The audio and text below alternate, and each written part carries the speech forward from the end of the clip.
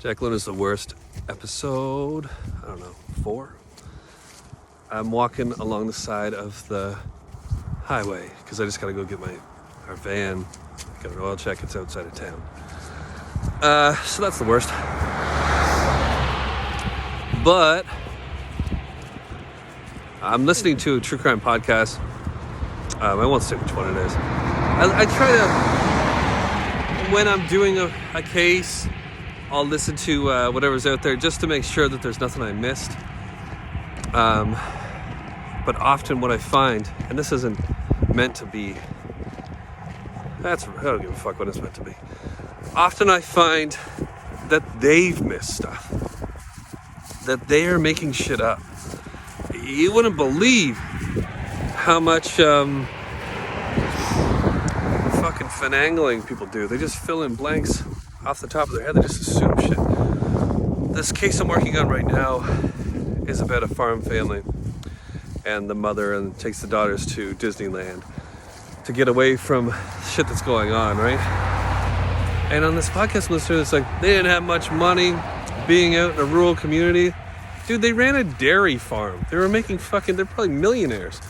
The father was found with $6,000 on him when they finally found out they went missing, and they thought that he was going to hire somebody. He had hired someone to murder them. That's because he had so much cash on him. You just fucking make up that they're poor. Make up a whole narrative that this must have been a really special trip because they're so poor, but they're poor because they live in rural Ohio. Do a little bit more research. You find that they're dairy farmers. Also, in this particular story, it's a dead time, so you'll hear it. These guys are saying, so this 14-year-old gets molested by her uncle, and until she's 17.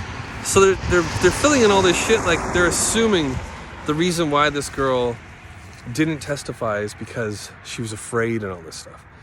Bullshit again. The father bailed out the brother, and she was probably just told not to, because they were trying to protect family. That's a whole part of the story that you miss by just assuming that everything is the way that you think it should be.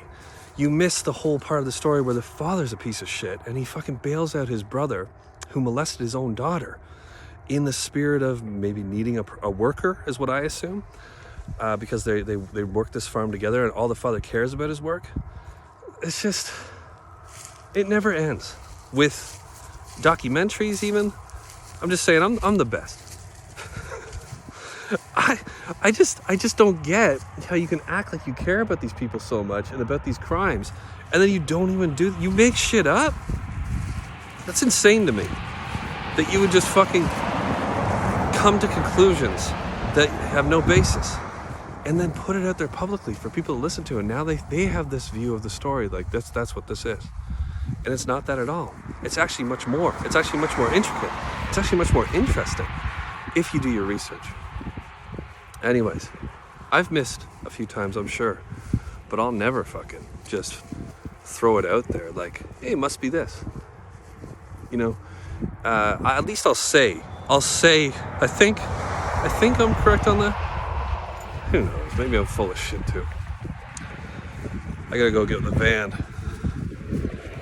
The worst podcast true crime podcast that makes shit up when they don't need to, because the information's there. This of anything that you need to study, to do your own rendition on. True crime has the most information out there. The story's been written for you because it happened in real life. It already happened. There's nothing else but the truth. And on the side of the truth is your take on it, right? But you don't create what the facts are and then give your take on your created facts. That's unforgivable in my opinion. I just got George Locke, stay paranoid. Big love. Talk at you soon.